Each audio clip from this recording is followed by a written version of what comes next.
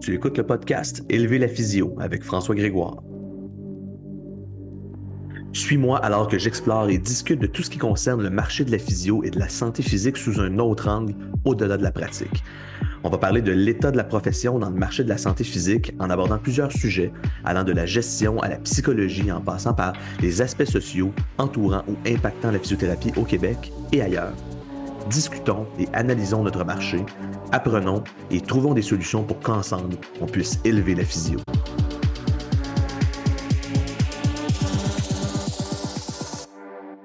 Salut, c'est François, bienvenue à un autre épisode d'Élever la physio. Aujourd'hui, je discute avec Alexis Goujon de c'est quoi avoir une belle clientèle en physio. C'est quelque chose qu'on entend souvent, hein, les physios, les TFIS qui disent qu'ils veulent avoir une belle clientèle. Moi, le premier, qu'est-ce que ça veut dire? Est-ce que avoir une belle clientèle, ça veut dire qu'il y a une pas belle clientèle? C'est quoi cette pas belle clientèle-là? Est-ce que vouloir avoir absolument une belle clientèle, ça veut dire priver d'autres personnes qui font pas partie de cette clientèle-là de soins en physio? Alors, on parle de ce sujet-là et de bien plus encore aujourd'hui. Bonne écoute. Salut tout le monde, c'est François. Je suis avec Alexis Goujon aujourd'hui, puis on va parler d'un sujet. En fait, c'est un sujet que je pense que je vais te laisser l'introduire. Alexis, c'est toi qui m'as approché pour qu'on parle de ça, parce que je pense que c'est un sujet intéressant. J'ai l'impression que c'est un sujet qui amène à comprendre que quand on est attentif à ce qui nous entoure, il y a des choses qui nous popent comme ça, on se dit « Ah, j'avais jamais pensé à ça » ou j'ai déjà pensé, mais je pense que ça pourrait être un sujet qui pourrait être discuté. Fait que de quoi on parle aujourd'hui ensemble, toi et moi, Alexis? Oui, ben justement, l'idée a surgi lors d'un de mes nombreux joggings dans la semaine, qui sont souvent des moments créatifs. Puis je t'ai écrit après, puis je me suis dit, hey, François, il me semble que ça fit très bien avec la thématique de ton podcast. C'est le sujet d'avoir une belle clientèle en physio. Qu'est-ce que ça veut dire? Ou, tu sais, quand les gens, ils parlent de, moi, j'aimerais ça avoir une clientèle, tu sais, qui me ressemble, une clientèle à mon goût, une clientèle, des fois, les gens vont utiliser le terme facile ou même le terme belle clientèle. Puis, un peu la réflexion à savoir qu'est-ce que ça veut dire, ce terme-là, c'est quoi que les gens recherchent, puis qu'est-ce qui amène les gens à réfléchir de cette façon-là par rapport au choix de leur clientèle ou à leur clientèle préférée, entre guillemets. Fait que je me suis dit, François, c'est une bonne tête avec qui échanger sur ce sujet-là. Oui, c'est des trucs à quoi j'avais déjà, tu sais, j'avais jamais pensé, tu sais, au-delà des choses même qu'on dit par réflexe parfois, là, d'avoir une belle clientèle. C'est effectivement quelque chose qu'on entend souvent. Peut-être qu'on pourrait parler d'abord de c'est quoi avoir une clientèle tout court, tu sais, avant de pouvoir la définir.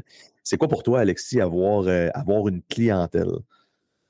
Ben pour moi, ma définition qui est très propre, qui est très personnelle, c'est avec les années, d'avoir cumulé un nombre de moments où j'ai réussi à aider tant de personnes qui fait en sorte que ces gens-là ont envie que j'aide leurs amis, leurs familles, leurs enfants. Fait que, tu sais, quand on parle de ma clientèle, souvent, c'est qu'avec les années, on a beaucoup plus d'autoréférencement. Fait que finalement, on a beaucoup moins de personnes qui viennent nous consulter sans nous connaître ou sans que nous, on ait un quelconque lien, que ce soit de proche ou de loin. Souvent, les gens ont entendu parler de nous, que ce soit avec un proche qui a eu une bonne expérience avec nous ou simplement par les autres activités de rayonnement qu'on peut faire et qui donnent une opportunité aux gens de nous connaître d'une autre façon. Fait que, tu sais, pour moi, c'est vraiment ça. Puis c'est quelque chose que je chéris beaucoup parce que il y a rien pour moi comme meilleure marque de reconnaissance qu'un patient qui me dit « Hey, c'est Alexis que je veux qu'il aide mon père, ma femme, ma cousine, mon ami. » Cette marque de confiance-là, pour moi, ça témoigne du succès qu'on peut avoir avec les gens, puis d'avoir un impact réel. Fait que pour moi, c'est comme ça que je la définis. C'est une excellente définition, puis je suis 100% d'accord avec toi. Je pense que dans ta définition, tu inclus quasiment là, ce que je pourrais définir comme étant une belle clientèle. Tu as parlé des gens qui te consultent alors qu'ils te connaissent déjà, sans nécessairement que toi, tu les connaisses, mais clairement, ces gens-là ont entendu parler de toi avant à travers des gens que tu as aidés déjà dans le passé. Oui, assurément. Puis, tu sais, c'est sûr que moi, il y a une partie qui c'est ça, mais par le volet, tu sais, podcast, vulgarisation scientifique, médias, il y a beaucoup de gens qui viennent me voir parce qu'ils me connaissent de là sans que j'ai aidé quelqu'un dans leur entourage. Fait qu'à ce moment-là, eux me connaissent très bien, mais moi, j'ai aucune connaissance de leur entourage ou de leurs proches. Fait que j'ai pas ce lien-là d'emblée versus « Ah, ben oui, c'est ça, j'ai vu ton cousin, comment il va, puis ah, toi aussi, est-ce que tu fais de la course comme lui? » Fait que c'est comme les gens nous approchent avec une connaissance, disons, un pas d'avance par rapport à ça.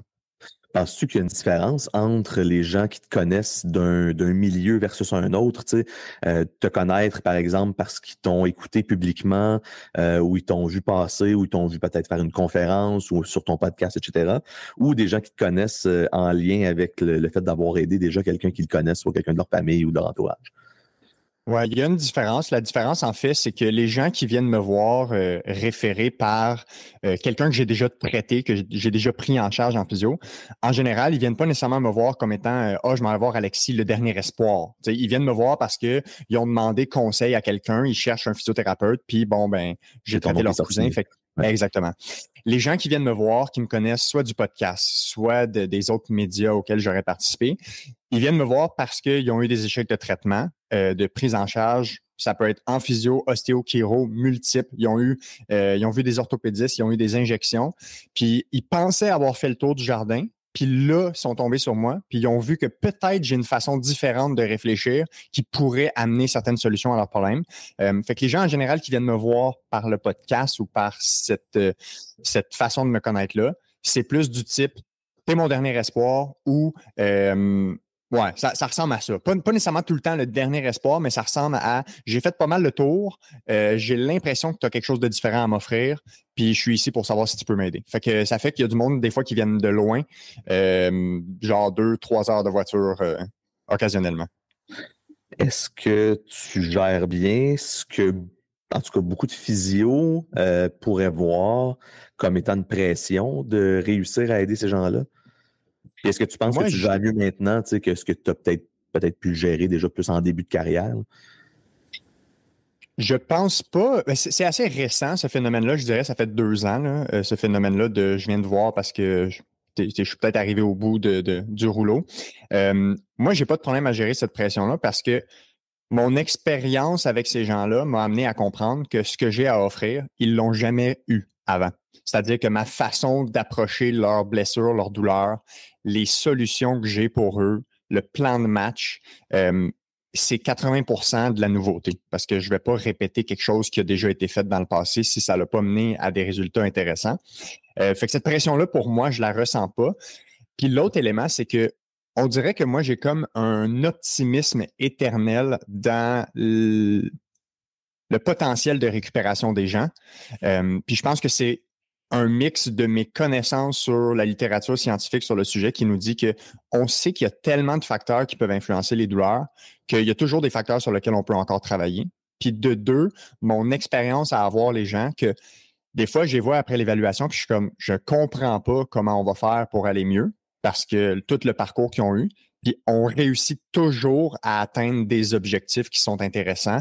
Puis, tu sais, la dernière année, c'est un excellent exemple. J'ai probablement eu les 5-6 cas les plus complexes, chroniques, incapacités de ma carrière. Et je suis le premier surpris de voir les résultats qu'on a. Fait qu'à chaque fois que j'ai ça, ça me reconfirme que les gens, ben, il y a toujours un espoir pour ces gens-là. Fait que cette pression-là, pour moi, je la ressens pas.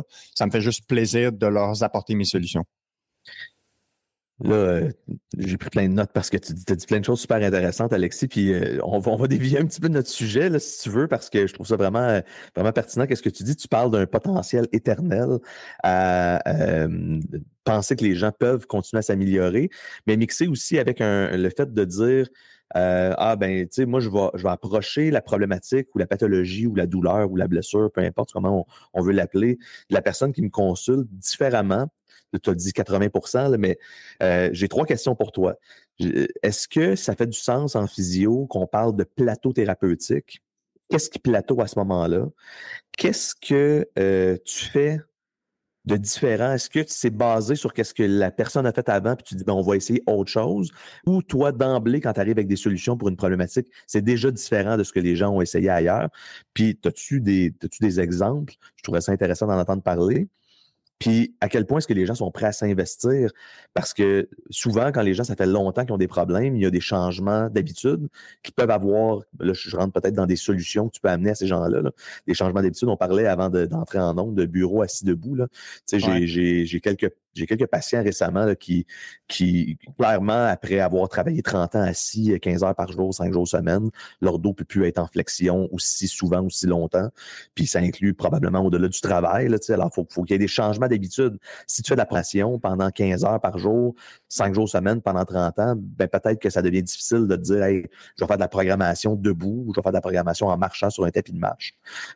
Alors, potentiel éternel plateau, est-ce que les gens sont prêts à s'investir? C'est quoi que tu fais de différent? Puis, as-tu des exemples à nous donner? Ouais, je vais essayer d'y répondre une par une, puis tu me Oui. rappelleras les questions qui suivent. Je vais prendre des notes là, aussi. Quand les gens consultent ma biographie sur le site web de la clinique où je travaille, la première phrase qui est écrite, c'est « On n'a jamais tout essayé ». Oui. Puis ça, c'est ma devise en physiothérapie. Peu importe le nombre de personnes que tu as vues, je considère qu'on n'a jamais tout essayé. Fait que pour revenir à l'idée du plateau thérapeutique, ça va un peu de soi pour moi de croire qu'un plateau thérapeutique, c'est un peu une façon qu'on a établie de dire je suis plus capable d'amener cette personne-là au prochain niveau. Mais les gens ont tendance à comprendre la pathologie ou la douleur ne peut plus évoluer, ne peut plus en tirer de bénéfices avec quelconque approche. Alors que c'est peut-être des fois le temps de passer le relais à quelqu'un d'autre qui peut poursuivre, avoir un nouveau souffle, un regard externe. On dit souvent l'expression, puis en mentorat, on a tendance à dire ça avec les plus jeunes physios. Quand ça fait tellement longtemps que tu es avec un cas, des fois, tu as comment ils disent ça, les yeux trop proches de la forêt, tu vois pas les arbres, ou je sais pas trop l'expression. Là. En tout cas, tu vois pas l'ensemble. Ouais, c'est ça. Ouais, c'est ça. Fait que des fois, un pas de recul, fait que ce soit d'avoir un transfert de dossier à quelqu'un d'autre, ça permet de reprendre ça avec, disons, en anglais, on va dire un fresh start, puis de repenser à des nouvelles solutions, des nouvelles avenues de solutions. Fait que pour moi, la notion de plateau thérapeutique, faut un peu revoir ce que ça veut dire. Ça veut pas dire que la personne ne peut plus aller mieux. Ça veut dire que peut-être dans le contexte actuel, avec la relation qui existe entre le thérapeute puis le patient, peut-être qu'on a fait le plus long bout de chemin ensemble qui est possible. Fait que là, je t'amène à me reposer ta deuxième question. Ben, est-ce que, tu disais qu'il y avait tu faisais quelque chose de différent des autres. Puis ma question, c'était, est-ce que tu fais différent volontairement en ayant écouté l'histoire de la personne, en te disant, ben, ça a été essayé, genre, je vais pas répéter ça, ou juste tu te fais ton idée avec l'évaluation que tu fais, puis ton diagnostic en physio, puis tu dis, ben, pour moi, ça tomberait sous le sens qu'on fasse tel truc, puis d'emblée, généralement, c'est pas des choses qui ont été essayées. Donc, est-ce que ton approche est vraiment différente ou elle est différente à cause du patient? Non, mon approche, elle est vraiment, je fais mon opinion thérapeutique, peu importe ce qui a été fait avant. Et la majorité du temps, le plan de match qui est proposé, soit il y a des choses qui sont similaires, mais il y a des choses en plus qui doivent être complémentées pour que la personne puisse aller mieux, ou des fois, c'est juste un plan de match complètement différent. Puis tu sais, moi, ma philosophie sur la douleur chronique persistante, là, c'est qu'il y a deux raisons. Première raison, c'est un problème qui était simple au début, qui n'a pas été prise en charge de la façon optimale ou que la personne n'a pas su se prendre en charge de façon optimale, puis ça l'a chronicisé, puis là, la personne, elle a encore le même problème musculo-squelettique simple, qui n'a juste pas eu, mettons, l'intervention idéale ou les interventions, le plan de match idéal. Puis la deuxième raison que les douleurs chronicisent, c'est les facteurs psychosociaux. Puis quand ce type de patient-là vient me voir, c'est pas compliqué, 100% de ces patients-là ont des facteurs psychosociaux, ou disons 95% ont des facteurs psychosociaux, puis précisons des facteurs psychosociaux qui ont un impact significatif sur l'évolution de la condition, parce qu'on a tous des facteurs psychosociaux, mais c'est pas tout le temps un problème, puis on n'a pas besoin d'intervenir sur tout ça. Mais je dirais qu'il y a quand même un 30 à 50% de ces patients-là que je vois qu'il y a un gros morceau important de la prise en charge musculo-squelettique qui n'a pas été optimisé ou qui n'a pas été, disons, faite de façon impeccable. Et l'hybride de ces éléments-là fait en sorte que le plan de match est différent. Mais jour 1, je demande à ces patients-là, avez-vous déjà entendu parler de ce qu'on appelle les facteurs psychosociaux? Puis la majorité des gens n'ont jamais entendu parler de ça, alors que j'identifie que c'est un vecteur principal de leur douleur. Fait que ça va de soi pour moi d'intervenir là-dessus en premier, en parallèle au plan de match musculo-squelettique. Je l'aurais pas expliqué comme ça, mais j'ai tendance à abonder dans ton sens par rapport à la douleur chronique ou la douleur qui se chronicise finalement en bout de ligne ou la douleur persistante dans ce qu'on voit en musculo-squelettique. Ce que je vois souvent, moi, c'est un plan qui était bon, mais qui n'a pas été fait. Souvent, les gens, c'est pour ça que ma sous-question, c'était à quel point est-ce que tout à coup, les gens sont prêts à s'investir. Tu sais, on dit souvent que les gens ont besoin de plusieurs répétitions avant d'agir ou de s'être fait dire quelque chose assez souvent avant de pouvoir, tu sais, le fameux pré-contemplation, contemplation, action, etc. Là. Donc, quand tu vois les gens, comment est-ce que tu t'assures que si, par exemple, dans les interventions que tu veux faire avec eux, il y a des trucs qui ont été proposés dans le passé avec un autre thérapeute, par exemple, qui semblaient bons, mais parfois n'ont juste pas été faits ou pas été faits adéquatement ou pas été faits suffisamment. Des gens parfois pensent qu'après 2 semaines, on peut régler un problème que ça fait 10 ans qu'on a. Mais si on part de très, très bas en termes de capacité, il va falloir être patient. Donc, à quel point est-ce que tu trouves que ces gens-là sont prêts à s'investir parce que ça va demander du temps, d'énergie puis évidemment de l'argent? Ben, tu sais, ça dépend des patients. Tu sais, clairement, le patient qui fait l'aller-retour de Québec ou Sherbrooke, en général, il vient déjà avec une motivation assez intéressante qui l'amène à dire ou à faire à peu près n'importe quoi que je suis prêt à lui proposer comme plan de match. Tu sais, moi, j'ai l'impression, en général, là, les physios, ils font toute une bonne job dans l'évaluation puis dans la génération du plan de match. Le défi, c'est que c'est facile de savoir quoi faire pour régler le problème musculo-squelettique. Ce qui est difficile, c'est d'être un vecteur pour que la personne le fasse réellement et d'identifier c'est quoi les bâtons dans les roues puis d'être capable de les enlever. Fait que là, on rentre dans l'aspect de bien comprendre la science de la motivation. Fait que comment on fait pour appliquer ça avec nos patients, bien comprendre les concepts et maîtriser l'entretien motivationnel qui amène un thérapeute à être beaucoup plus efficace à modifier certaines croyances des gens qui peuvent être nuisibles à l'évolution, qui amène les gens à favoriser certains comportements, à délaisser certains comportements qu'on a identifiés comme nuisibles. Fait que moi, j'ai l'impression que c'est beaucoup dans la gestion de l'être humain, le défi, beaucoup plus que dans la gestion du plan de match musculo-squelettique. Puis, tu sais, moi, rapidement, quand j'ai commencé à travailler, j'ai compris que c'était probablement ma force principale, c'est-à-dire la gestion de l'être humain, la gestion des personnalités, m'adapter à eux, puis d'être capable de les amener là où je pense qu'il faut. J'ai pas l'impression que c'est parce que je connais 10 fois plus la pathologie musculo-squelettique que je réussis avec ces gens-là. J'ai l'impression que je suis peut-être beaucoup plus habile pour amener les gens à réellement faire les changements. Et je me suis beaucoup formé dans toute la gestion des facteurs psychosociaux pour être capable de réellement avoir un impact là-dessus, parce que la majorité des gens se sentent démunis face à ces facteurs-là de catastrophisation, kinésiophobie, anxiété avec la douleur. Ils ne savent pas comment gérer ça. Alors que pour moi, c'est très clair les étapes qu'il faut faire pour enlever ces bâtons-là des roues des gens. C'est ce que j'appelle du coaching. Ce que tu viens de décrire, là, quand je parle de coaching en physio, c'est le coaching de l'humain, hein, c'est pas le coaching de la gonalgie. Là, ouais. À quel point est-ce que le diplôme devrait... Parce que là, tu dis, je me suis formé pour faire ça. Comment ça se fait que c'est pas enseigné davantage dans le diplôme en physio? Parce que c'est le défi, hein? Tu dis les gens sont souvent pas outillés. Puis sur le coup, je pensais que tu parlais des physios, qui sont pas outillés pour aider les patients. Fait qu'il y a comme un mix de quelqu'un qui a des facteurs qui sait peut-être pas quoi faire avec, puis parfois des professionnels qui savent pas comment les aider. Oui, ben, il y a plusieurs choses. Je pense que la formation est quand même bonne pour nous faire comprendre les notions théoriques. Puis, tu sais, de plus en plus, il y a certains ateliers pratiques par rapport à l'entretien motivationnel. Concrètement, qu'est-ce qu'on dit, quel mot on dit à quelqu'un qui a de la kinésiophobie, par exemple. Mais après ça, c'est comme, il faut se mettre dans le bain. Fait que, tu sais, moi, je me suis planté avec plein de patients avant de réussir à changer une croyance nuisible. Je me suis planté avec plein de gens avant d'avoir un succès à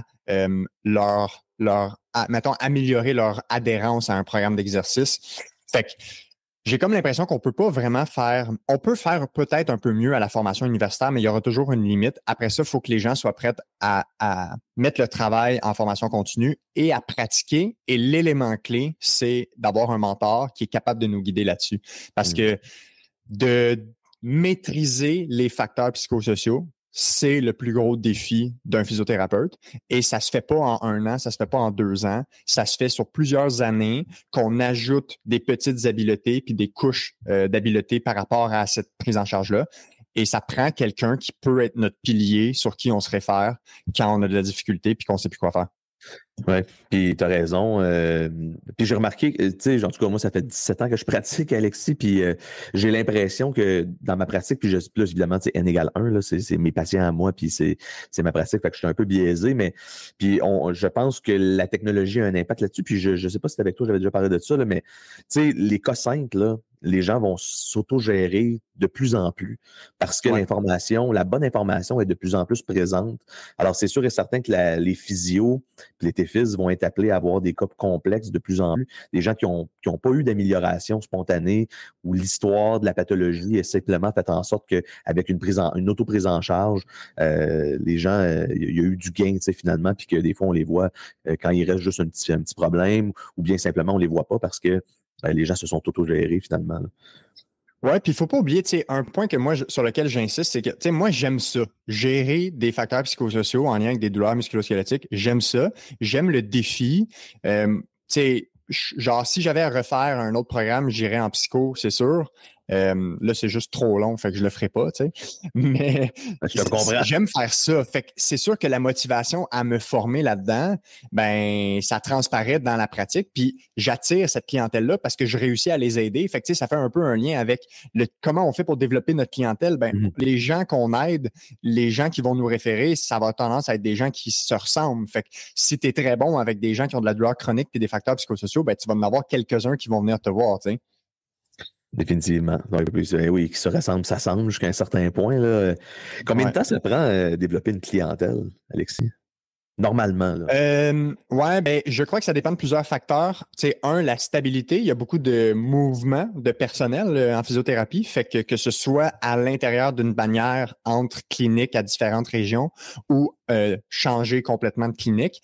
Je pense que si tu es stable au même endroit, quelqu'un qui travaille l'équivalent d'un à peu près temps plein, tu sais, moi, en 2 ans, parce que moi, j'ai changé 3 fois de clinique, là, fait que, ben, à l'intérieur de ma bannière, 3 fois de localisation. Mais à chaque fois, entre 18 mois puis 2 ans, je revenais à l'équivalent d'avoir 50 à 60% d'autoréférencement, c'est-à-dire qu'une personne sur deux qui vient me voir viennent spécifiquement voir Alexis. Puis les autres, ben, c'est ceux qui appellent puis que c'est moi qui a la place la plus rapide. Mais je pense que c'est déterminé par le temps que tu passes à la même clinique, ton assiduité à assurer un service patient optimal. Fait qu'est-ce que j'entends par ça? J'entends par quand les gens ils arrêtent de te voir, est-ce que tu envoies un courriel pour les relancer pour voir comment ils vont? Si jamais il y avait des insatisfactions en lien avec la prise en charge, c'est pour ça qu'ils sont arrêtés de venir te voir, est-ce que tu essaies de les appeler pour voir c'est quoi les autres solutions, comment on peut changer le plan de match? Si tu démontre vraiment de façon honnête et sincère que tu es vraiment là pour eux. Tu sais, moi, je me considère un peu comme un physio de famille, là, dans le sens que je suis toujours là pour eux. Ils peuvent m'écrire n'importe quand. Quand je leur donne congé, je leur dis, si tu as n'importe quelle question dans le futur, tu m'appelles, tu m'envoies un courriel. Ça, c'est sûr que ça facilite le développement d'une clientèle plus rapidement. Puis, tu sais, rajoute à ça les gens qui font du extra clinique de médias sociaux, vulgarisation, conférences, ben, c'est sûr que c'est un catalyseur pour avoir une clientèle qui se développe pas mal plus rapidement, à mon avis. Présence publique, hein? Peu importe l'étendue de cette présence-là. Là. Oui, absolument. Qui devrait faire les suivis, Alexis? Parce que tu dis, là, on est encore sur un sujet peut-être connexe, là, mais tu dis, les physios, faire des suivis avec leurs patients, c'est quelque chose qui est important, surtout si les patients disparaissent de notre horaire pour X, Y raison. Penses-tu que c'est important que ce soit le physio qui fasse ça ou c'est quelqu'un d'autre qui peut faire ça dans une clinique de physio? Moi, je suis assez franc et catégorique là-dessus. Il n'y a personne d'autre qui peut faire ça que le physiothérapeute. Avec les années, les gens arrêtent de consulter une clinique. Les gens, ils vont consulter une personne, un physio. Cette relation-là est développée avec le temps. Puis ce qui favorise de le développer, c'est de démontrer que pour toi, tu as vraiment un intérêt, tu as à cœur l'évolution des gens, puis de vraiment savoir s'ils vont mieux, que ton but, c'est pas juste de les ramener en clinique pour finir les traitements, c'est vraiment de savoir, hey, je voulais t'aider à atteindre tes objectifs. Est-ce qu'on a réussi ou est-ce qu'il manque quelque chose pour qu'on réussisse à les atteindre? Fait que pour moi, c'est catégorique. Chaque semaine, il devrait avoir du temps libéré pour les physiothérapeutes payés pour faire ces suivis-là. Tu sais, peu importe comment on le formate, il y en a des fois que c'est du temps administratif de dossier, des fois c'est Bref, peu importe comment c'est formaté, si les employeurs le valorisent puis voient le potentiel que ça a pour autant la business large que pour la clientèle individuelle des physios, je pense que ça devrait être vraiment un point important à l'horaire, tout le temps réservé, puis que les gens sachent qu'ils ont le temps de prendre le temps pour le faire, puis qu'ils sont payés pour le faire. Alors là, si on se développe une clientèle en 2 ans-ish, puis qu'on finit par avoir un pourcentage d'autoréférencement, par exemple, ce qui fait en sorte que, évidemment, on a un horaire qui est plus stable, de façon générale, qui est plus rempli parce que les gens reviennent nous voir, soit pour d'autres raisons, soit pour les mêmes raisons, soit parce que ces gens-là ont été référés là, par un proche, par un parent ou quelqu'un qu'ils connaissent. Tantôt, on a frôlé un peu le sujet qui se ressemble, s'assemble. Alors, les gens qui reviennent te voir, puis on avait discuté un petit peu de ça avant. Est-ce que c'est nous qui choisissons notre clientèle ou est-ce que c'est les patients qui nous choisissent? Alors, comment est-ce que ça se construit, cette clientèle-là? Puis, comment est-ce qu'on peut la définir de belle ou pas? Ça arrive-tu des physios qui se bâtissent une clientèle puis qui disent qu'ils n'aiment pas leur clientèle? Il faudrait peut-être qu'ils se regardent dans le miroir en premier. Là. Ben, ça doit arriver, tu sais, bâtir une clientèle, est-ce que c'est eux qui nous choisissent ou nous qui les choisissons? J'ai l'impression qu'il y a un peu d'hybride là-dessus, c'est-à-dire que quelqu'un qui a un intérêt élevé pour un domaine, un champ d'expertise, que ce soit, mettons, moi j'aime beaucoup les cas vestibulaires, commotion, maux de tête, ben peut-être que les gens vont faire des activités de rayonnement spécifiquement pour développer cette clientèle-là. Fait que peut-être qu'ils vont faire des conférences sur le sujet. Peut-être qu'ils vont aller voir les organismes qui regroupent ces gens-là, puis offrir leurs services, puis leur faire de l'éducation pour développer cette clientèle-là. Les gens qui aiment les blessures sportives, peut-être qu'ils vont faire plus de terrain, puis qu'en faisant du terrain, ces gens-là vont venir les consulter. Après ça, l'autre partie, c'est les gens que tu réussis à aider en général vont vouloir que tu aides leurs proches. Fait qu'il y a cette partie-là où les clients ou les patients nous choisissent aussi. Fait que je pense que c'est comme une interaction entre les deux. Puis moi, je le vois principalement dans ma pratique parce que ma clientèle, elle est tellement diversifiée. Tu sais, j'ai des athlètes de haut niveau qui font des triathlons, des Ironman, des sports d'endurance parce que moi, je pratique des sports d'endurance. Fait qu'on connecte là-dessus, on s'identifie l'un à l'autre. Mais en même temps, je suis très bon pour prendre en charge la douleur chronique et j'aime ça. Et il n'y a pas beaucoup de monde, on dirait, qui ont ce sourire-là d'intérêt face à ce défi-là. Et j'ai tendance à leur dire à ces patients-là, je leur dis des cas comme vous, j'adore ça. Je suis vraiment heureux qu'on va travailler ensemble. Et souvent, c'est la première fois qu'ils entendent ça. Des fois, ils se sentent comme si c'était le patient qu'on essayait de débarrasser à d'autres endroits ou comme ils vont dans le bureau du médecin des fois, puis le médecin, il veut tellement aider, mais il ne sait pas par quel bout prendre ça.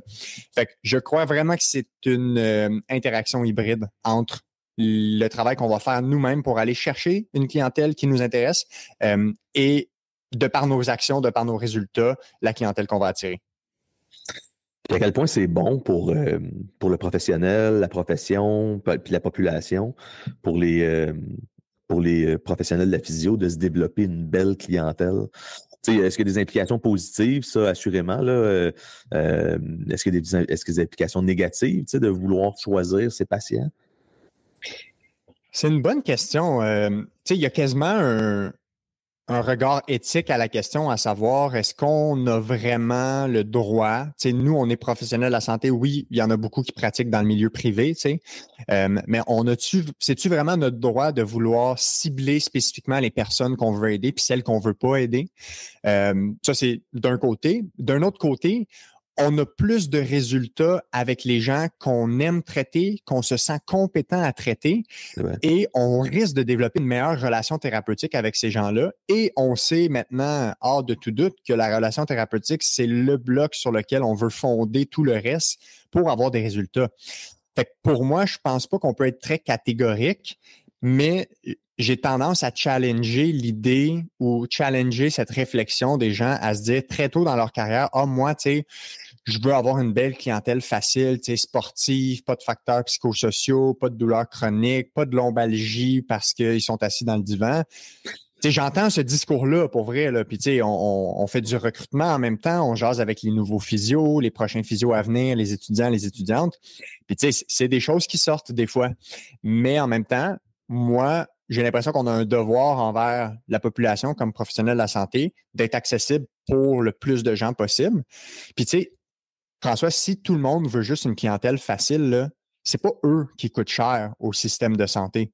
C'est pas eux qui consomment des médicaments, qui consomment les urgences, qui bookent des rendez-vous avec leur médecin de famille, qui sont référés en orthopédie alors qu'on sait que 50 à 70% des consultations en orthopédie sont pas appropriées. C'est pas eux qui vont se faire des injections de cortisone. C'est les gens qui ont des douleurs chroniques, qui ont des facteurs psychosociaux. Puis, je suis en train de préparer une conférence là, pour un congrès à l'automne, puis il y a une étude qui a démontré le fardeau global planétaire et la douleur chronique vient au premier rang sur le fardeau planétaire que ça apporte.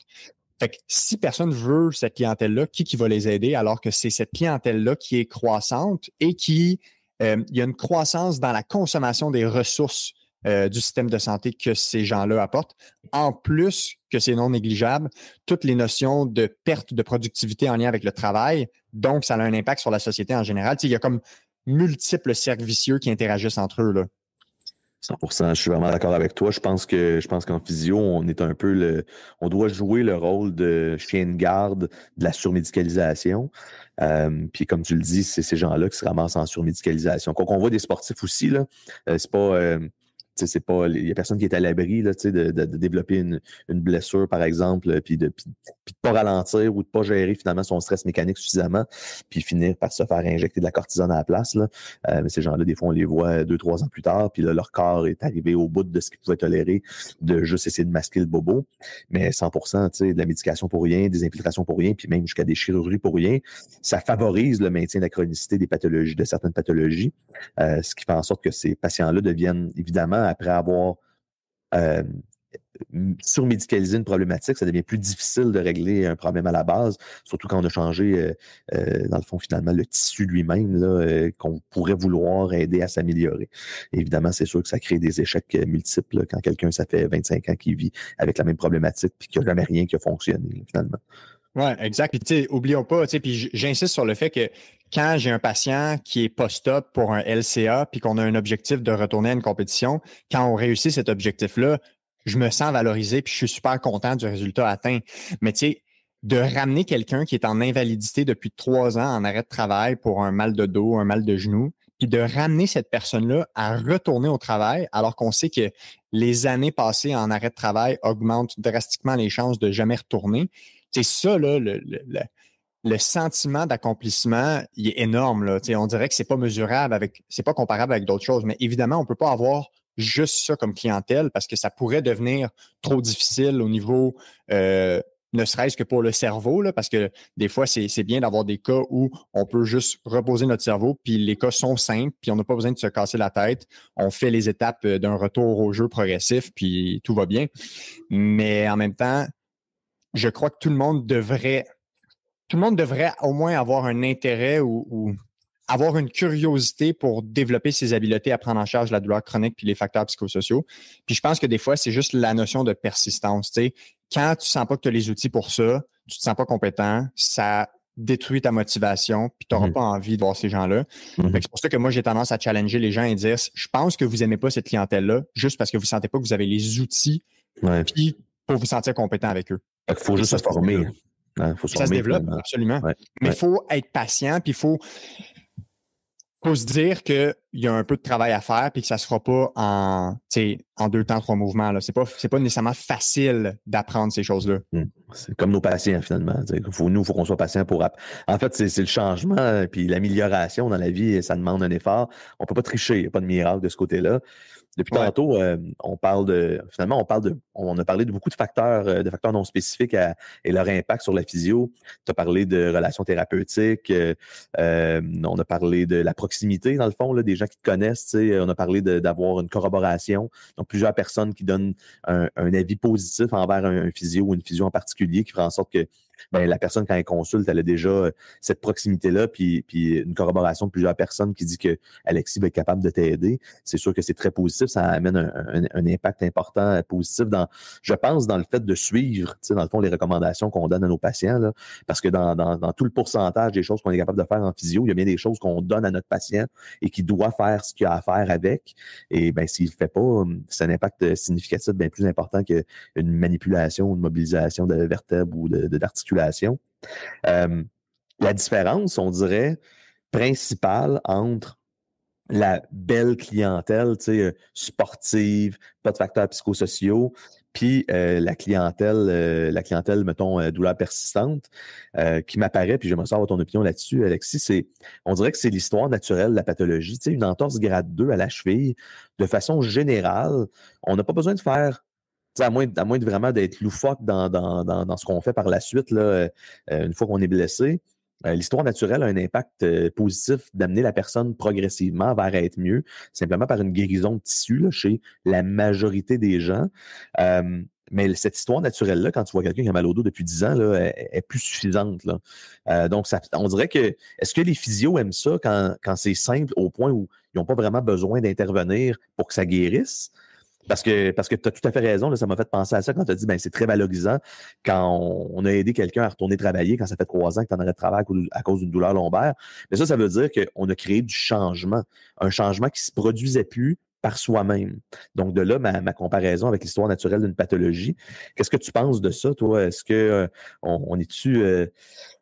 Pourquoi est-ce qu'on pense comme ça? Est-ce que tu me suis un peu sur qu'est-ce que je veux dire là-dessus? Ouais, je comprends à 100%. Puis, tu sais, j'ai tendance à aborder dans le même sens. Je suis content que tu l'abordes parce que, tu sais, assurément que pour des douleurs d'apparition nouvelles, que ce soit traumatique ou non, à partir du point zéro, si on ne fait pas de mauvais comportements puis qu'on encadre les gens vers les bons comportements, les gens devraient aller mieux.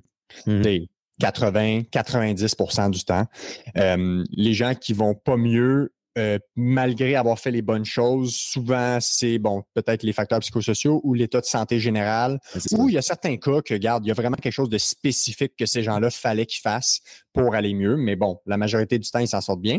Et ça, on aime ça parce que ça, c'est valorisant parce que rapidement, les gens vont mieux. Tu sais, tu vois quelqu'un qui a une entorse de cheville en aigu, puis il arrive, il n'est pas capable de marcher pantoute. Tu le revois 2 semaines plus tard. Tu as peut-être fait des manipulations, tu as donné des exercices, tu as donné des conseils. 2 semaines plus tard, il est comme 80% mieux. Puis là, il pense qu'un physiothérapeute, c'est miraculeux.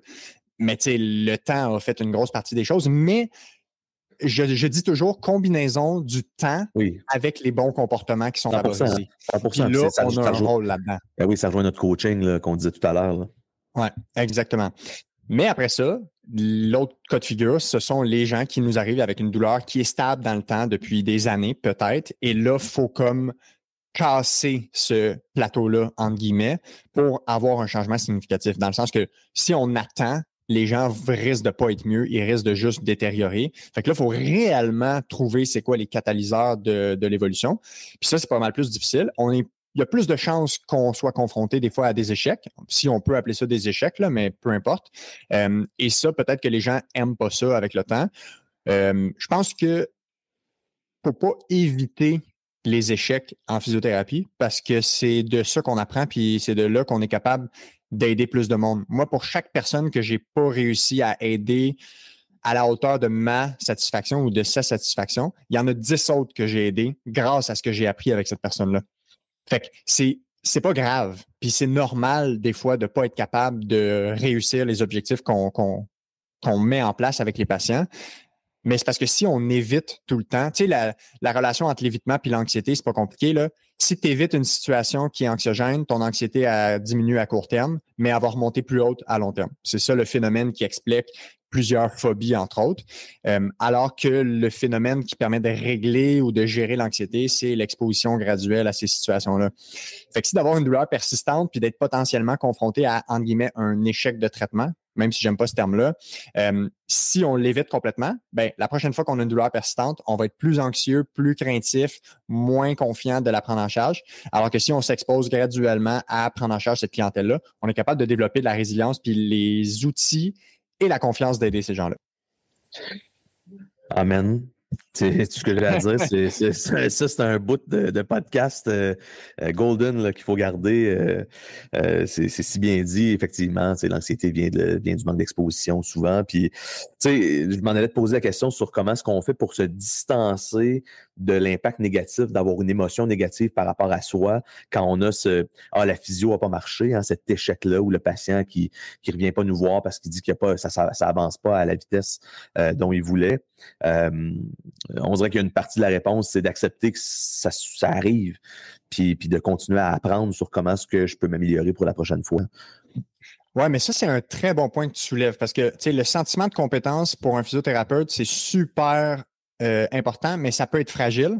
Puis ça va être beaucoup dicté, je pense, par nos traits de personnalité à la base. Là. Fait que comment on est comme personne, ça va beaucoup se transparaître sur comment on réagit face aux défis qu'on a dans notre job. Puis je pense que c'est beaucoup, certaines fois, c'est ce qui peut amener quelqu'un à quitter la profession ou à quitter le milieu de la clinique privée, par exemple, tel qu'on le connaît.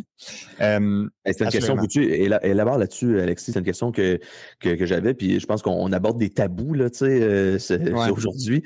Quelqu'un qui a cette pression-là constamment de devoir livrer une certaine compétence ou un certain résultat, on le voit, là, il y a des gens qui... Je trouve ça plate parfois parce que je pense que la majorité des professionnels sont de bons professionnels qui mériteraient de se donner une chance d'apprendre davantage puis de pouvoir... Donc, il y a comme un mix de... Tu parlais tout à l'heure d'avoir un mentor qui est là pour t'aider, mais aussi d'être capable d'être résilient par rapport à cette situation-là. Parce que des physios qui quittent, c'est pas toujours pour des raisons de « Ah, j'aime pas la clientèle » ou « J'aime pas la pression que je me mets à moi-même » ou que la situation se met sur moi, là. Non, 100%. Je pense qu'en fait, ces personnes-là peuvent avoir certains enjeux en lien avec leur personnalité, que c'est juste que la job en tant que telle fait ressortir ces enjeux-là. Okay? Parce qu'on a une job qui peut être difficile en lien avec certaines difficultés personnelles qu'on a, que ce soit en lien avec la pression de performance, l'anxiété de performance. Moi, personnellement, ma devise, ça l'a toujours été, puis ce sera toujours, ce l'est encore. Moi, je ne mesure pas la qualité de ma personne comme physiothérapeute par le résultat des patients. Indépendamment du résultat des patients, je mesure ça par est-ce que je donne mon 100%, est-ce que j'ai fait mon mieux avec ce patient-là? Puis quand mon mieux, ça ne semblait pas être suffisant, est-ce que j'ai fait mon mieux pour aller essayer d'aller chercher de l'aide ou d'essayer d'aller chercher d'autres solutions, que ce soit de la formation, des lectures, écouter des podcasts pour mieux cibler des éléments qui pourraient être des faiblesses ou des failles. Puis si j'ai fait mon mieux dans ces deux éléments-là, pour moi, c'est mission accomplie. Parce que je peux juste mesurer, en fait, je peux juste contrôler les comportements que j'adopte. Je ne peux pas contrôler à 100% les résultats. Mais dans la majorité du temps, ça, c'est les années d'expérience, les courtes années d'expérience qui m'ont amené à croire ça, c'est que quand je fais mon mieux, puis que je fais mon mieux pour aller chercher ce qui manque, 80-90% du temps, ça se traduit en succès thérapeutique. Mais c'est pas le succès thérapeutique qui va être vraiment la carotte qui fait que je suis satisfait, tu sais. Parce que sinon, ce serait un type de motivation qui serait difficile à gérer, de 100% se définir par finalement si le patient est satisfait ou non, tu sais. Fait que pour moi, quand un patient arrête de venir me voir puis qu'il me dit clairement j'ai pas été satisfait, ça m'a pas aidé, ou qu'on conclut ensemble qu'on a comme pas réussi à atteindre 100% des objectifs, moi, je le prends pas personnel parce que je sais que je fais mon mieux à chaque fois puis que dans la majorité du temps, ça va se traduire en succès. Mais je pense pas que la majorité des gens sont capables de raisonner comme ça. Ouais, t'as raison. Mais ouais, c'est ça. Parce que c'est un continuum, tu sais. Je veux dire, tu peux ne pas du tout raisonner comme ça, puis t'améliorer aussi sur comment est-ce que... Tu peux t'améliorer même sur comment est-ce que tu te vois dans cette situation-là. Il y a un beau parallèle avec un sport que t'aimes, la course à pied, Alexis, dans tout ça, parce que, tu sais, pour gagner un marathon de 10 000 personnes qui courent, il y a juste une personne, il y a 9 999 personnes qui ne le gagnent pas. Donc, je pense que quand on veut s'améliorer en course à pied, il faut accepter qu'on travaille seulement sur qu'est-ce que nous, on a comme impact sur nous-mêmes.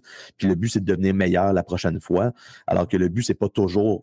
ça peut pas être de gagner, sinon on serait déçu tout le temps.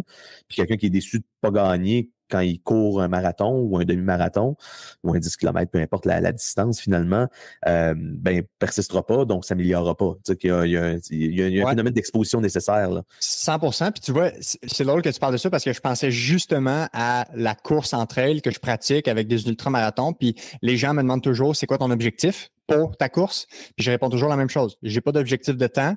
Mes 3 objectifs, c'est avoir du fun, pas me blesser, être fier de moi. Puis si je réussis tout ça, je suis sûr que le temps va être bon. Parce qu'en général, j'ai un bon cardio, j'ai des bonnes capacités en course.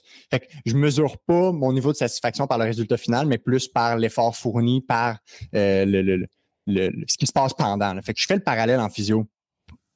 100%. Quand est-ce que c'est correct d'abandonner? Tu sais, pour un professionnel qui se retrouve dans cette situation-là, est-ce que les gens ils peuvent essayer trop longtemps ou les gens, quand ils essaient, généralement, ils finissent par réussir? Ben, tu sais, si on se fie à ce que la théorie de l'autodétermination pour la motivation nous dit, c'est qu'en tout temps, il faut que le défi soit assez élevé, mais il faut qu'en même temps qu'on sente qu'on a assez d'outils pour chercher à atteindre ces défis-là. Fait que moi, je pense que tant que cet équilibre-là a de l'allure, on peut continuer d'essayer puis de travailler pour atteindre cet objectif-là. Mais des fois, il y a un déséquilibre franc, puis à ce moment-là, ça peut devenir nocif, puis il peut avoir un haut coût psychologique et de flirter vers des symptômes d'épuisement. Puis c'est ça qu'il faut reconnaître pour intervenir, puis de se dire qu'il y a quelque chose qui ne va pas. Là. Puis tu sais, quand tu parles de la différence entre ce qu'on veut atteindre puis ce qu'on pense qu'on est capable de faire pour l'atteindre, c'est une question de perception personnelle, tu sais, ça part de soi, tout ça.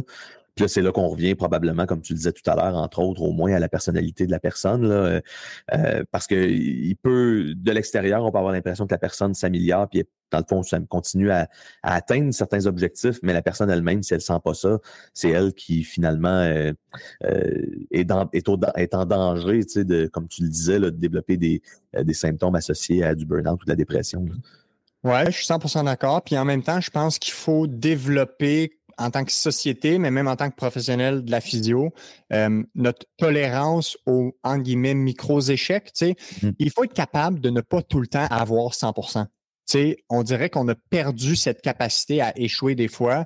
Il y a un psychologue organisationnel, Adam Grant, que tu dois connaître, là, qui est américain, qui dit régulièrement, si dans ton année, tu n'as pas eu d'échec, tu n'as pas visé assez haut.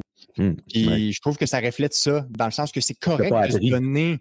Exact, c'est correct de se donner des objectifs un peu plus ambitieux, puis c'est correct même de ne pas aider des gens en physio. Ça va arriver tout le temps, même pour les meilleurs physiothérapeutes de la planète. T'sais, à chaque fois, en mentorat, je dis des fois, Chad Cook là, puis Peter O'Sullivan, là, eux aussi, ils réussissent à ne pas aider des patients. Et pourtant, c'est probablement dans les gens les plus influençants en physio. Oui, puis c'est quoi être un bon physio? Là, tu dis les meilleurs physios, comment est-ce qu'on peut même définir ça? C'est-tu nécessairement quelqu'un qui a toute la connaissance des pathologies puis de la biologie humaine dans sa tête? Ou c'est quelqu'un qui a développé une résilience puis qui a accumulé de l'expérience comme ça et qui finit par avoir confiance, qui peut aider les gens, puis qui a développé des habiletés de motivation peut-être plus élevées?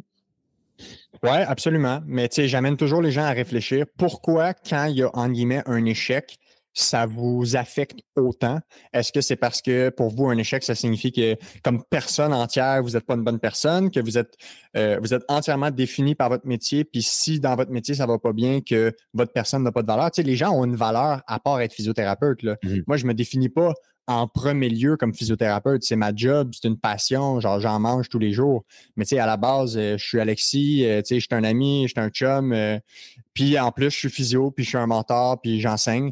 Fait que je pense que si on se définit par plusieurs choses, autres que juste le succès avec les patients, ça réduit les chances qu'on vive difficilement, entre guillemets, ces échecs-là ou quand on se pète la gueule des fois, parce que je pense que c'est sain de le faire.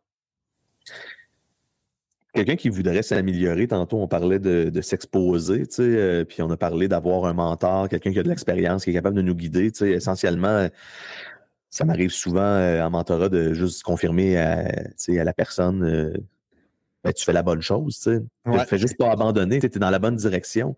Fait que souvent, les gens ont besoin d'être rassurés finalement que leur opinion par rapport à un cas, une pathologie, un patient, peu importe, était la bonne. Puis c'est correct, là. Je pense que c'est notre job de faire ça à partir du moment où on a gagné suffisamment d'expérience. De la bonne expérience, là, pas juste d'expérience, pas juste dans le temps, puis flirter avec faire la même chose tout le temps, là, puis donc de l'expérience qui nous a exposés à l'échec, justement, comme on le disait, comme tu le disais, Alexis, puis à s'améliorer. As-tu, à part le mentorat, des ressources, des formations, des cours? Qu'est-ce qui peut aider, tu sais, un ou une physio, un ou une téphys, là, à se dire, ah ben, tu sais, voici des pistes de solutions sur comment est-ce que moi, je pourrais grandir dans tout ça, puis m'améliorer comme personne, autant que comme professionnel, à développer de la résilience, puis à devenir meilleur, à aider les gens dans leur motivation. Ben, c'est sûr que la formation continue, ça fait partie de ça. Le mentorat, ça fait partie de ça. Dans le mentorat, tu sais, moi, j'aime bien le shadowing, fait que l'observation d'un thérapeute plus expérimenté. Le nombre de personnes qui apprennent en observant les gens, c'est fascinant la quantité de choses qu'ils peuvent apprendre, ne serait-ce que comment ton mentor a expliqué la pathologie, comment il l'a rassuré sur tel enjeu, comment il a abordé tel sujet sensible. Je pense que ça, c'est une des façons qui est super intéressante. Après ça, c'est sûr que, tu sais, plus les gens travaillent sur leur, entre guillemets, personnalité, tu sais, les gens vont parler de croissance personnelle, là, mais on peut juste parler de comme les petits défis qu'on a au niveau personnel dans la vie. Plus on travaille là-dessus, ben, plus ça va se répercuter sur le travail parce que ces défis-là qu'on a dans notre vie personnelle, on les traîne au niveau du travail puis ça va juste se refléter encore plus si notre travail nous amène à être confrontés face à ces défis-là. Fait que je pense que ça peut aider, tu sais. Évidemment, des lectures, des podcasts. Tu sais, moi, je pense que les enjeux clés, c'est de comprendre les enjeux de motivation, comprendre les traits de personnalité. Je pense que ça c'est un énorme point. Comprendre comment ça fonctionne, la biologie du stress puis de l'anxiété. Tu sais, on a parlé de la courbe entre l'évitement et l'anxiété, de comprendre ces phénomènes-là. Ouais, je pense que ça peut faire partie de la solution pour que les gens continuent à grandir dans leur profession, dans leur travail.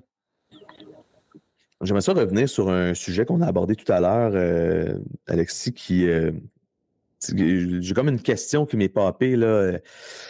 Quand on disait que les gens voient des gens qui leur ressemblent, est-ce que tu penses qu'il y a assez... Parce que, tu sais, toutes les professions ou tous les métiers ont un style moyen de personnalité. Il y a des choses qu'on reconnaît. Peut-être qu'il y a des choses il y a peut-être on a peut-être des préjugés des fois par rapport à certains métiers ou certaines professions, mais dans tous les cas, la physio en général a probablement un type de personnalité dans la moyenne des gens qui y travaillent puis qui deviennent physio, qui soit décident de devenir physio ou qui deviennent physio parce que c'est la vie qui les a amenés là. Penses-tu qu'il y a une partie de la population qu'on ne voit pas parce qu'il n'y a pas assez de gens en physio qui leur correspondent? Puis à quel point est-ce que ça a un impact, tu sais, dans la relation qu'on doit développer? Tu sais, j'aime beaucoup dire là, qu'on a un pied chez les psychologues puis un pied chez les dentistes. Là. On peut faire des interventions physiques, mais on fait aussi des interventions verbales. Puis bon, c'est pas de la psychothérapie parce qu'on n'a pas le droit de dire ça, là, mais motivationnelle finalement. Ouais. Tu sais, à quel point est-ce que la personnalité, le fit du patient avec le dentiste a une importance versus en physio? Puis c'est quoi l'impact dans notre profession, tu sais, de la variété de gens qu'il peut y avoir qui pratiquent la physio? Puis à quel point c'est important finalement d'avoir cette variété-là? C'est sûr, c'est important. Je pense qu'on l'a. Je pense que tu as un point.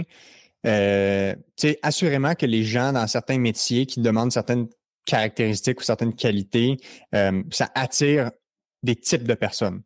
Mais dans ces types de personnes-là, tu sais, il y a des interactions entre les traits de personnalité. Fait qu'on a quand même des gens différents, mais qui ont des points communs.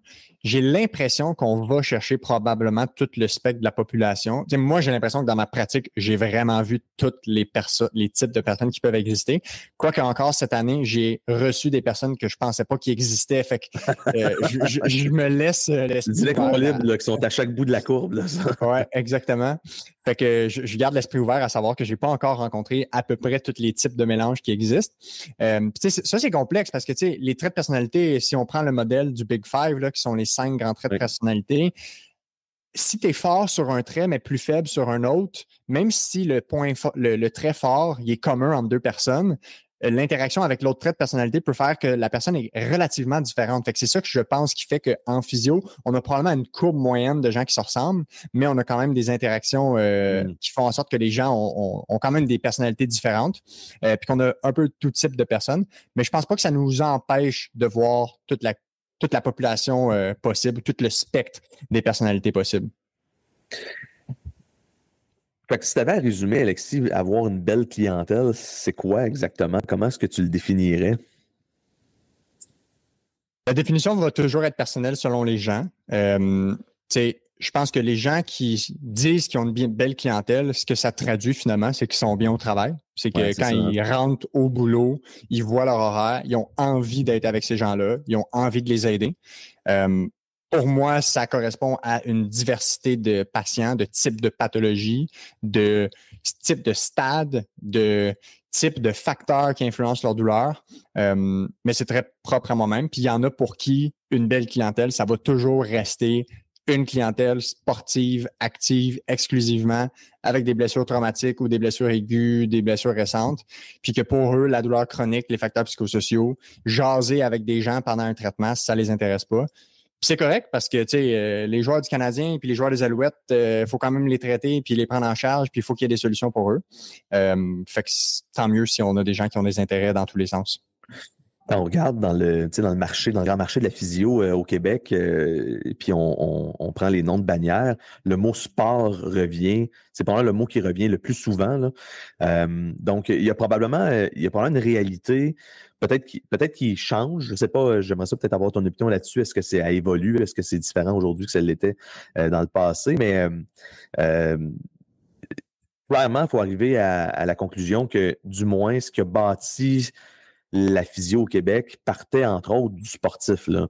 On n'a pas besoin de les nommer, là, mais le sport, puis la perception de la population est beaucoup collée là, sur la physio à être des sportifs. Est-ce que tu penses que est-ce que ça évolue? Est-ce que tu penses que ça change? Puis est-ce que tu penses que ça nous empêche de voir une partie de la population, peut-être pas toi puis moi, là, mais tu sais, at large dans la profession? Je pense, oui, que ça change, mais je pense que c'est tranquillement. Tu sais, le discours blessure sportive, va voir un physio, ça existe encore. Ouais. Puis le discours de selon quel type de douleur que tu as, on va t'envoyer un professionnel différent, ça existe encore. Ouais, dans les derniers mois, ouais, c'est ça. Dans les derniers mois, j'entendais quelqu'un qui définissait les différences entre, par exemple, chiro, ostéo, physio. Puis je ne veux pas dire ce qu'ils ont dit pour les autres, mais pour les physiothérapeutes, ils ont parlé de si tu as eu une opération ou une entorse à la cheville, tu vas aller faire de la réadaptation en physio. Fait que disons que ça limite. C'est un angle de mort énorme. C'est une définition très étroite de la profession qu'on a.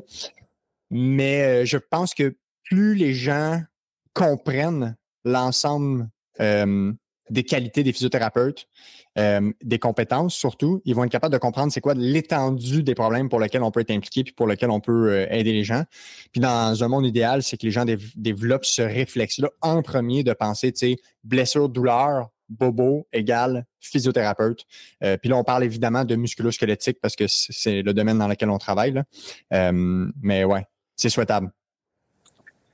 Qu'est-ce que les physios peuvent faire pour améliorer cette connaissance-là, puis cette perception-là, puis ces croyances-là de la population en général? La chose que je fais le plus, c'est de parler de mon travail à mes patients. Je leur dis tout ce que je fais.